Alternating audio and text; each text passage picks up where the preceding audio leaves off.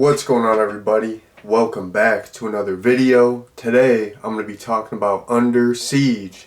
So, coming at you with another Steven Seagal movie, and this one is like one of his most well-regarded movies, so I thought I would check out this one next. And I'm telling you what, this movie was thebomb.com. I was a huge fan. This was just like, it was like a non-stop action-packed thrill ride. I thought the story was good, the action was incredible, and yeah, it was just extremely intense. So Under Siege was thebomb.com. I would definitely watch it again. It's the bee's knees. So jumping into a plot summary, the movie starts out and you have this battleship, the USS Missouri, and it's going to be decommissioned. And one of the people on the ship, the commanding officer, it's his birthday, and they're just gonna cook him up a regular, like a big feast. But then there's this other officer, Commander Krill, who goes against orders, and he's like, oh, we're gonna have this helicopter fly in, and we're gonna get delivery. I mean, that's like a baller move, to be honest. Like, I mean, a lot of people get Uber Eats or DoorDash, or just get like pizza delivered. But I mean, that's pretty baller to get your food delivered on a helicopter. Like, shoot, I mean, DoorDash, that's kind of a flex. Like, if you can get DoorDash, you gotta be balling a little bit. But like, are you balling enough to get your food delivered on a helicopter? I don't think so. But they need to come out with that, like a segment of DoorDash where they're like, you got people on helicopters delivering you your food, because that would just be like a really cool look. Like, I don't know, maybe you have like a girl over or something, you want to impress her, you got some like CIA looking motherfucker hopping out the helicopter with a suit delivering you McDonald's. That'd be sweet. I'm gonna pitch it on Shark Tank. But anyways, back to the plot summary. Yeah, this one guy, Commander Krill, goes against orders. He's getting the food airdropped, and in addition to food being on the helicopter, you got this one model chick, beautiful lady.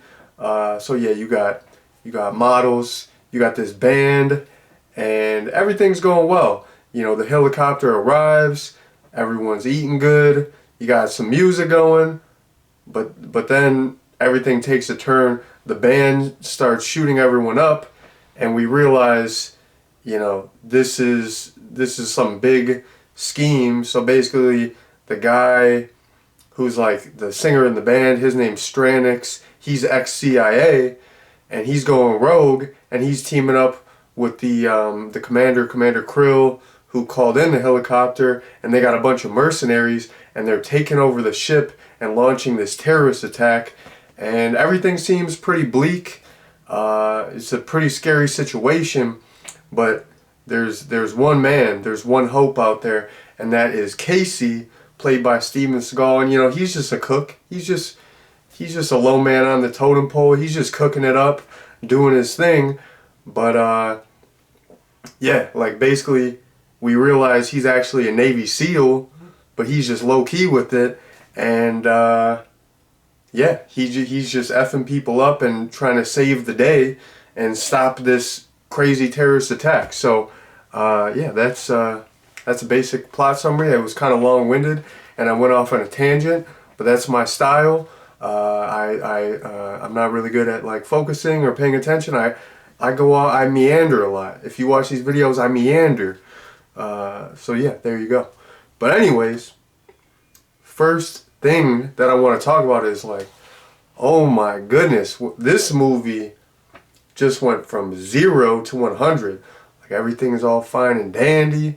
People are joking, having a good time.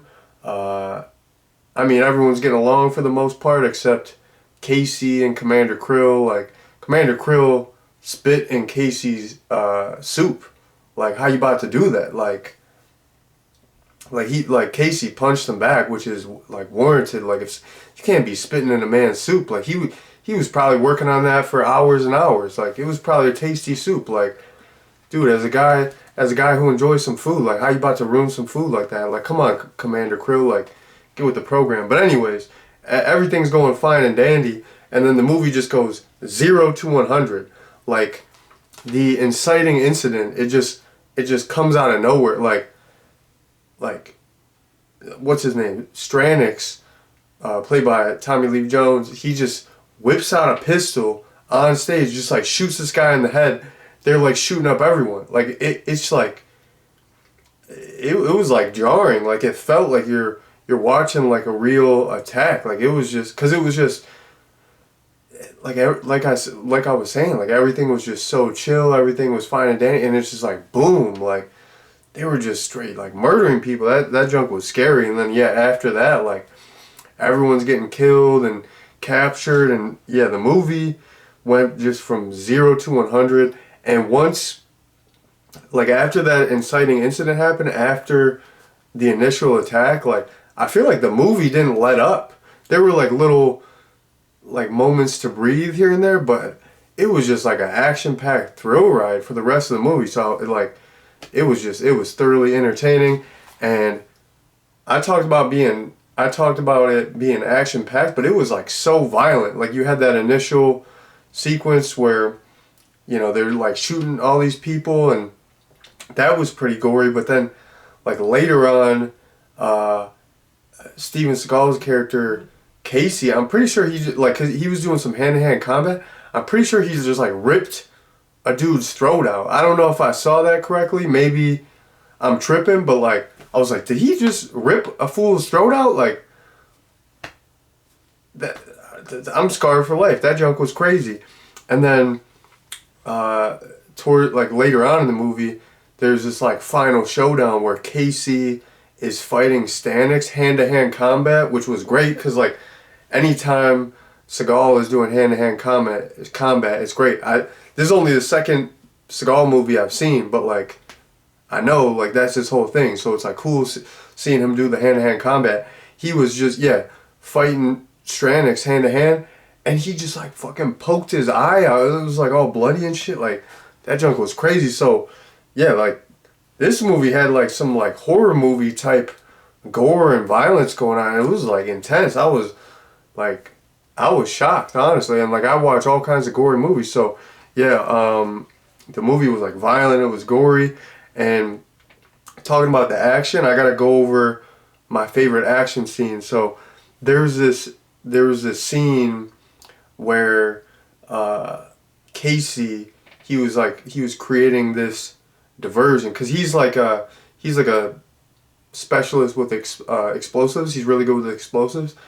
So there's this helicopter, and he puts some explosives on the helicopter, and then he's like behind it, and he starts shooting, so that like a bunch of guys rush to him and like get close to the helicopter, and like a bunch of guys did do that. They fell for the bait. Like, once they heard him shoot, they like ran right to the helicopter, and he got this like giant rope. Casey got this giant rope and like rappelled off the building. Like, it was like a near miss. It was like, you know, dudes walking away from explosions, running away from explosions. It's like he just like nonchalantly rappels off this building. The thing explodes, kills a bunch of people. I thought that was really cool because it was cool. Casey was so tactical. Like, he was always so like cunning, and he always had like a good little plan. And he was like thinking on his feet too. He was just freestyling all these crazy little traps and plans and diversions. So I really liked that, and it was just cool seeing him like, you know, rappel off the side of the building while this explosion happened. That was great. I forgot at what point in the movie this was, but there was at one point in the movie, Casey, he's always like rocking like a MP5. He's dual wielding MP5s walking through this hallway. Like, there's this hallway that has like a bunch of doors on each side with like a bunch of these mercenaries, and Casey's just like running, spraying and praying with two MP5s. He's dual wielding. He's got them like crisscross like this, and he's just like shooting people up, just running through. That junk was sweet. And then I talked about the showdown with Stranix. That was awesome. That was like a great like final fight. It felt like a video game final boss battle. You know, Commander Krill, his death was like a little. It was like a little bit underwhelming. Like he was just on a battleship, and then you know, Casey shot a missile, and like blew him up. So like that wasn't as drawn out of a death, and he was like a he was like one of the main villains. So I was like a little like it was cool, that whole sequence where you know Casey's shooting the missiles at the did I say it was a battleship? He was shooting the missiles at the sub that Commander Krill was on, but like that death for like such a important villain was like a little bit underwhelming, even though it was cool. But when Casey and Stranix had their final showdown hand to hand, and they're like fighting with knives and they're fucking each other up, that was the best shit. And it was like such a fitting final fight for such a evil, you know, villain. So I really like that. And yeah, those are the main action scenes that I wanted to talk about. I just got like a couple random points that I want to talk about still, and then I'm about to peace out. So there was just like this one line that I really thought was funny that Commander Krill said. So basically, the submarine, like because they were like working on doing some mission with this submarine in addition to like taking over the battleship, and like Casey fucked up the submarine and it wasn't working correctly. So they got this guy trying to fix it, and he's like foreign, he doesn't speak English, and Commander Krill, he just yells at him, he's like, "Speak English!" I thought it was just like one line, but I thought that was really funny. Like Gary Busey was great in this. He was just like always like yelling at people, barking orders, and he was just fucking like nuts. He was such an asshole too. Like him and Stranix were just fucking assholes. Like they were the great villains. So I really liked that. He's just like, "Speak English," just screaming at him. And then the last point that I want to touch on is like, you know, towards the end of the movie, they got to disarm these missiles, and they're talking about the missiles were going to take out like 1,000 people or something. But then when they actually disarm the missile, it's not that big of an explosion.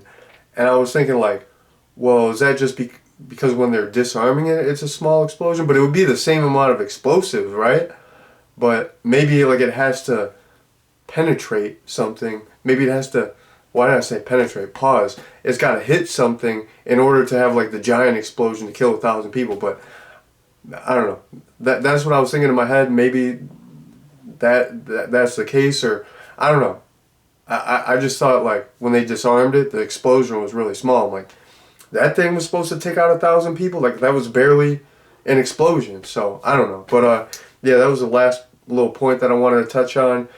And yeah, so that's my review there. So Under Siege, I thought it was amazing. This movie was so effing good. I would definitely rewatch it. Yeah, I thought this movie ruled. So if you have not seen it, I would definitely recommend it. So yeah, that's been my review of Under Siege. Thanks for watching, and peace out.